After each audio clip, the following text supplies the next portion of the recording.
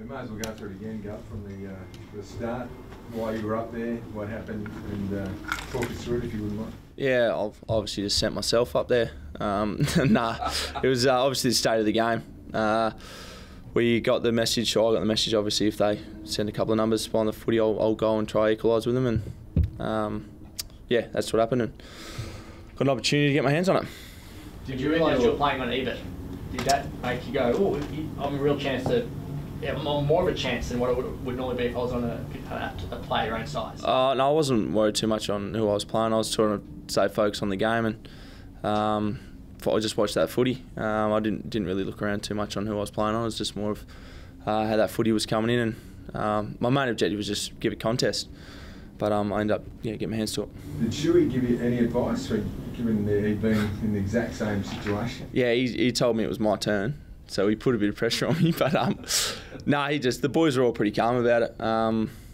Shuey was good. He sort of lightened the mood a little bit with it, and just the look in the boys' eyes, they sort of, I don't know if they were 100% confident in me, but at least they made it look like they were. So it was, it made me feel a little bit better. Does your goal kicking normally have that much of a swing in? Yeah, we've got to get something right. It didn't come off the boot that well, but no, it went through. So I'm fortunate it went through, but I was just trying to aim it at the right-hand goalpost. It's probably my main train of thought. When I left your boot though, were you nervous going, oh my God? Yeah, it was hanging a fair bit out there. So I was a little bit nervous, but yeah, I'm just glad to come back.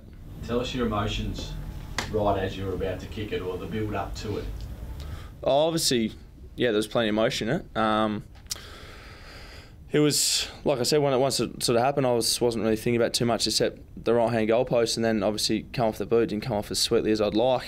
You sort of, heart was in the throat a bit, and then come back, and then obviously, yeah, we were all pretty happy, especially for the week we've sort of had. It was nice to finish it off on a high note. Did you know the state of how long it was to go in the game when you went down there?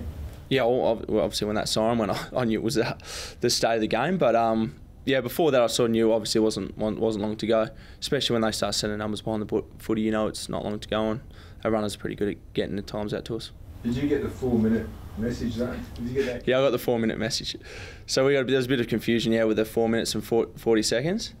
But as I was running around, I thought it was 4 minutes to go, and then when I got forward, the forward yelling out it was 40 seconds to go. So I was a little bit confused there for a little bit, but we had a bit of a laugh after the game about it, me and Bunga, because we were telling each other it was 4 minutes to go. But yeah, no, it worked out right in the end.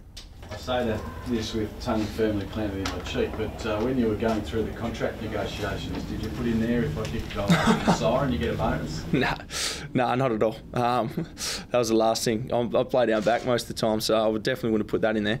But no, that was the last thing I was thinking about. Spoken to the brother about the fact that not too many families you can say they've got brothers who have done that after the siren? Yeah, I was in Adelaide, so I caught up with Mitch after. He was a bit flat because he said I won the game and he only drew it for his, so he was a little bit flat about that. But nah, I guess it's nice. I guess we both had the opportunity to do it. I noticed the shirt you're wearing is a Nat Nui shirt. Is there any significance behind that? No, not at all. I just didn't do my washing, to be honest.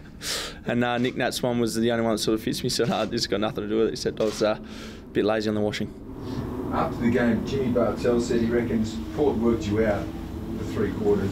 Johnson, the way they played you, he kicked 3 goals, he's smaller, tried to drag you up the ground. I mean, I guess that happens each week, but did you think there was something particular against Port that worked against you? Do you think that's... Oh, that was just something different, I think, that I'm used to, I guess. It was definitely different. I think at stages it did work for him. It's something I'll review and I'll look at, and I guess it's just part of growing as well, learning. I'll learn as much as I can off it.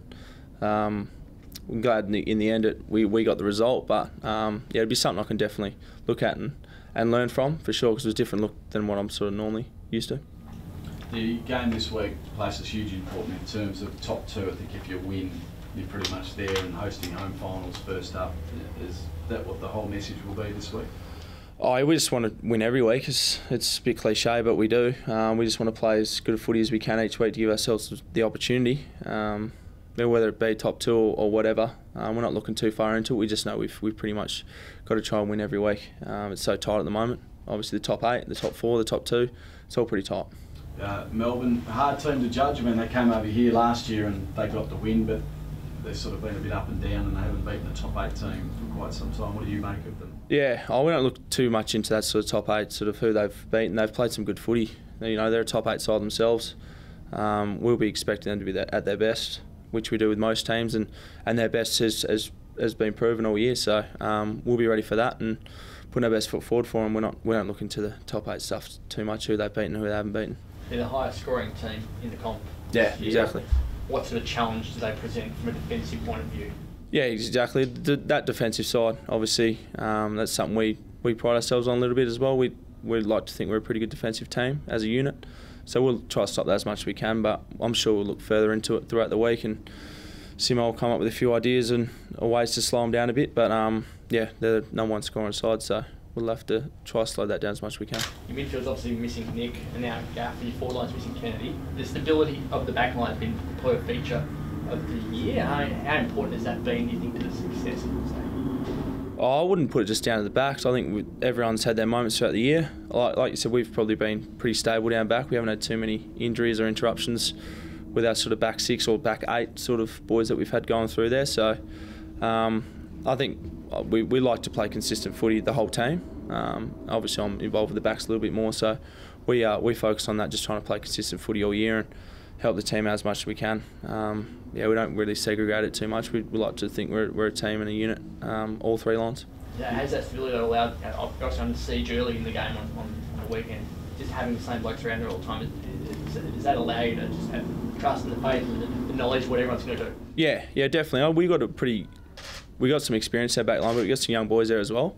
So that trust has built up over the years, like you're saying, with the stability and the boys playing every week. Tommy Cole and Liam Duggan down there have been great for us. So yeah, we do have a lot of trust in each other down there in the back 6. How do you see the ruck battle going into this weekend? Yeah, it'd be massive. Obviously, Gorney's probably number 1 ruckman in the comp, so it'd be massive for Scotty and Vards, and good opportunity for him. But yeah, he's one player that obviously springs to mind when you think of Melbourne. With Larson in particular, what have you seen in terms of his growth, especially since Nananui's gone down and he's had to take that lead role?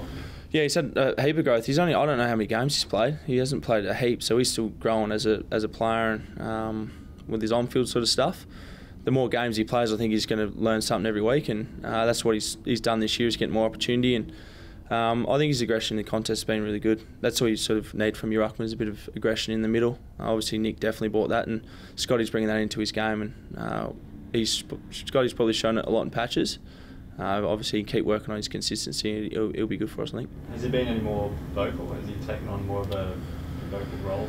I wouldn't say he's been more vocal. No, I think he's just naturally just taken on the responsibility pretty well. He hasn't been any more vocal than he normally has, but yeah, you'll get a spray from him every now and then. But no, he's been pretty good, Scotty.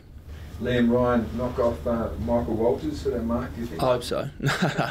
No, I'm going halves with Michael Walters if he wins. So no, I don't know. It was a good grab. I was there watching it, so it would have been nice if he took it flush, but it was still a great grab.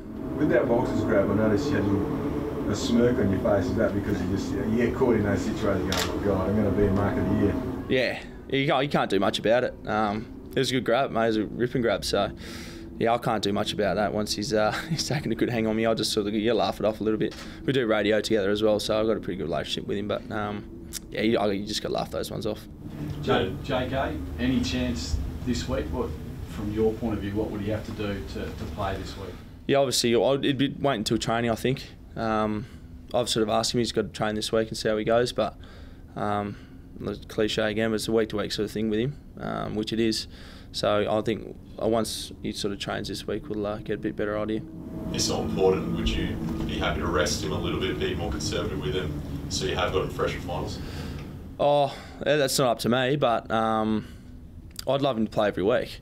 But it's up to him and obviously the coaching staff and their decision on that. But I'd love him out there every week, no matter what. Like I said, it's pretty tight.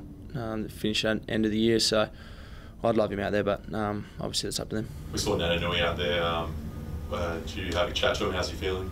Yeah, he's feeling all right. Nick, he's getting around the boys. He just said he's changed his brace up. Little milestones in the rehab world. He's changed his knee brace, so that was nice to hear. But no, he's been good. He's always good around the club with that sort of stuff. So he's tracking along okay. Have you made contact with Gaffy since he's headed back to Melbourne, and how's he going? Yeah, we've obviously flicked a few texts to him, and he seems to be going okay. Obviously, it was a tough time for him, tough time for everyone, both parties. But no, he seems to be going all right. Do you think you'll be involved with the team somehow in the run home, or do you think maybe you'll just step aside and let it? No, I'd like to think so. I think Gaffy's the type that would want to be involved, so yeah, I'd like to think he'd have some impact for us, whether it helping out the coaches or any of the other boys playing. I'm sure Gaffy will put his hand up for that. We touched on top two earlier, but now it is a simple fact of one win will get you there. How can you guys to seal it this weekend and not have like a nervy final round clash with Brisbane, I suppose? Yeah, well, like I said, we'll be doing everything we can to win this week for sure. We'd be no different than most other weeks. We'll be preparing for Melbourne's best, and yeah, so we won't be too different to most other weeks. And the significance of having two finals at home, we know how the travel can be quite. Yeah, it's obviously nice. I think everyone would love two home finals, but we've got to get there first. But yeah, it'd be nice, but yeah, we'll be focused on this week, I think.